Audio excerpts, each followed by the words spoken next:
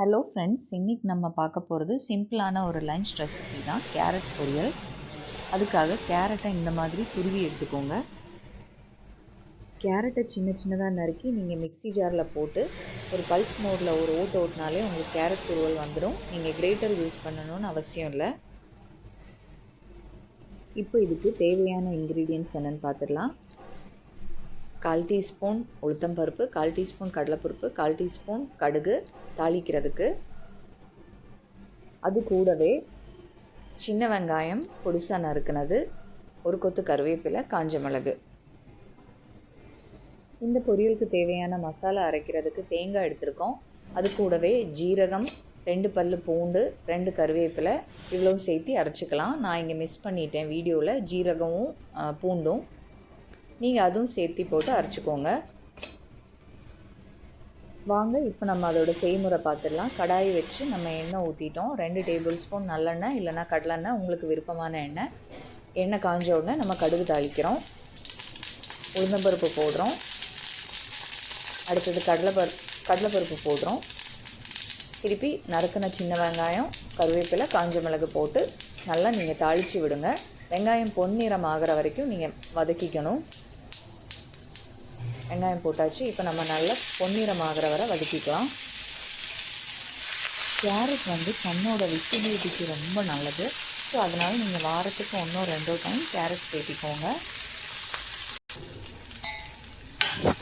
வெங்காயம் நல்ல பொன்னிறமானதும் நம்ம கேரட் ஆட் பண்ணிக்கலாம். துருவின கேரட் ஆட் பண்ணிக்கலாம்.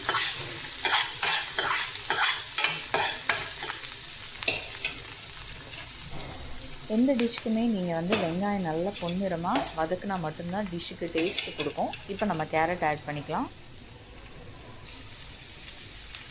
இப்போ இதை லைட்டாக மிக்ஸ் பண்ணி விட்டுட்டு நம்ம இதுக்கான ஸ்பைசஸ் ஆட் பண்ணிக்கலாம்.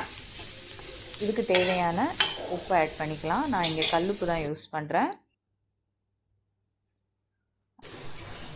உப்பு ஆட் பண்ணிக்கலாம். அது கூடவே 1/4 டீஸ்பூன் மஞ்சத்தூள், 1/4 டீஸ்பூன் சில்லி பவுடர் ஆட் பண்ணுறோம். நான் வீட்டில் அரைச்ச சில்லி பவுடர் தான் எடுத்திருக்கேன். ஸோ அது பார்க்க உங்களுக்கு சில்லி ஃப்ளேக்ஸ் மாதிரி இருக்கும், ஆனால் நல்ல டேஸ்ட் கொடுக்கும். இப்போ கேரட் வேகிறதுக்கான நம்ம தண்ணி ஊற்றிக்கலாம். ஒரு 1/4 டீஸ்பூன் போல் தண்ணி ஊற்றிட்டு லைட்டாக மிக்ஸ் பண்ணி விட்டுட்டு ஒரு 5 நிமிஷம் நம்ம க்ளோஸ் பண்ணி வச்சு குக் பண்ணிக்கலாம். இப்போ இதுக்கான மசாலா நம்ம அரைச்சி எடுத்துட்டோம். அதில் தேங்காய், கருவேப்பிலை, ஜீரகம், பூண்டு வச்சு அரைச்சிருக்கோம். இப்போ குக் ஆகிடுச்சான்னு நம்ம பார்க்குறோம். ஒரு 3 நிமிஷத்தில் நல்லா குக் ஆகிருக்கு. இந்த ஸ்டேஜில் நம்ம அரைச்ச மசாலா போட்டுக்கலாம்.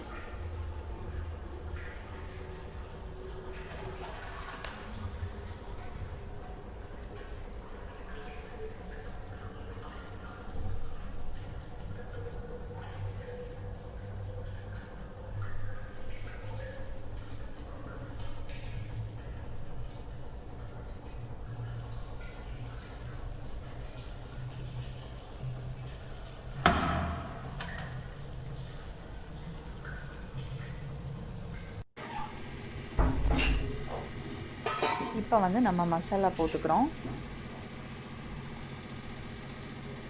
மசாலா போட்டு மிக்ஸ் பண்ணி விட்டுட்டு ரொம்ப நேரம் குக் பண்ணக்கூடாது, அடியில் தீஞ்சிடும். ஸோ ஒரு 2-3 நிமிஷம் மட்டும் குக் பண்ணால் போதும்.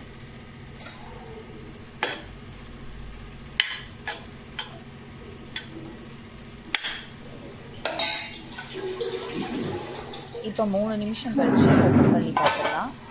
பாருங்கள், சூப்பரான சுவையான ஒரு கேரட் பொரியல் ரெடி ஆயிடுச்சு.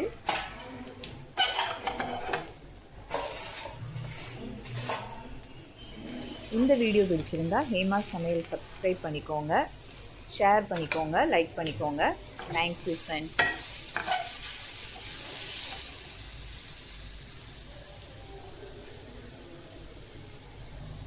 இப்போ இதை நம்ம பிளேட்டிங் பண்ணிடலாம். சுட சுட சாதத்துக்கு இது ரொம்ப சூப்பராக இருக்கும்.